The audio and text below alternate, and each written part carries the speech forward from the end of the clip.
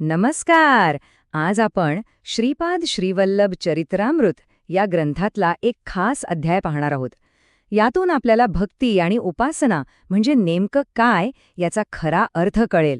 चला तर मग सुरू करूया हा आध्यात्मिक प्रवास. आपल्या मनात अनेकदा हा प्रश्न येतो नाही का, की आपण जी पूजा अर्चा करतो ते कर्मकांड जास्त महत्वाचं आहे की त्याच्या मागचं ज्ञान. तर आज आपण नेमकं याच प्रश्नाच्या मुळाशी जाणार आहोत. बघूया तरी खरं काय आहे.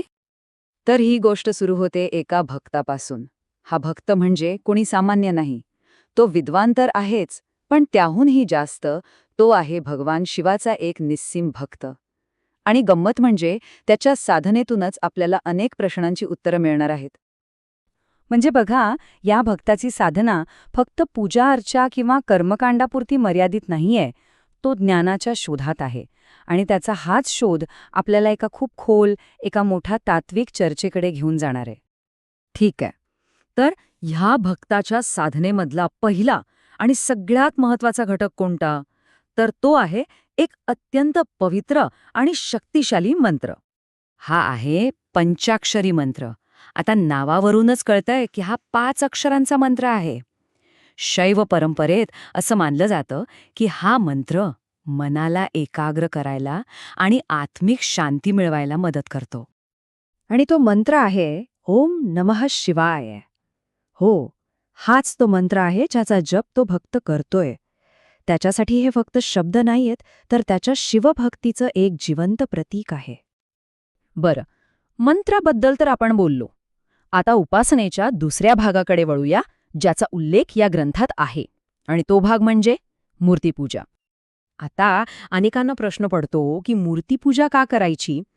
तर बघा, ह्या ग्रंथानुसार मूर्ती म्हणजे देवाचं एक भौतिक रूप आहे, एक केंद्रबिंदू, जो भक्ताला आपलं लक्ष एका जागी केंद्रित करायला मदत करतो. आता इथेच सगळ्यात इंटरेस्टिंग गोष्ट आहे. इथे कर्मकांड आणि सत्य यांच्यातला संबंध एकदम स्पष्ट होतो. म्हणजे बघा, मूर्तिपूजा हे एक बाहेरचं साधन आहे, पण त्याचं खरं ध्येय काय? तर ते आहे निराकार, सर्वव्यापी ब्रह्माची अनुभूती घेणं. सोप्या भाषेत सांगायचं तर पूजा हे एक साधन आहे, साध्य नाही. ठीक आहे. तर आत्तापर्यंत आपण बघितलं की उपासना कशी करायची. पण आता आपण एका मोठ्या प्रश्नाकडे वळतोय की हे सगळं का करायचं? यामागचं कारण काय? आत्तापर्यंत आपण पूजेच्या वेगवेगळ्या पद्धतींबद्दल बोललो, बरोबर? पण या कथेचा खरा उद्देश, त्याचं खरं सार एका अशा मोठ्या सत्याकडे लक्ष वेधणं आहे, जे ऐकून कदाचित आपण चकित होऊ. आणि ते सत्य दडले या एका वाक्यात, परमेश्वर किरण समाविष्ट होत आहे. हे वाक्य या संपूर्ण चर्चेचं सार आहे. खरं तर या एकाच वाक्यात एक खूप मोठं तत्वज्ञान दडलेलं आहे. याचा सोपा अर्थ काय होतो? तर देव फक्त मूर्तीत किंवा मंदिरात नाही आहे, तो सगळीकडे आहे, चराचरात, प्रत्येक कणाकणात. आणि खरं सांगायचं तर हीच या शिकवणीतली सगळ्यात महत्वाची गोष्ट आहे. बरं, मग या सगळ्या साधनेचं, या उपासनेचं अंतिम ध्येय काय? चला आता तेच समजून घेऊया. संसार, आपण हा शब्द नेहमी ऐकतो. याचा अर्थ आहे जन्ममृत्यूचं कधीही न संपणारं चक्र. आणि ह्या चक्रातून बाहेर पडणं म्हणजेच मोक्ष मिळवणं, हेच आपल्या अनेक भारतीय आध्यात्मिक परंपरांचं अंतिम ध्येय मानलं जातं. तर मग हा संपूर्ण प्रवास कसा आहे? बघा, सुरुवात होते भक्ती आणि कर्मकांडांनी.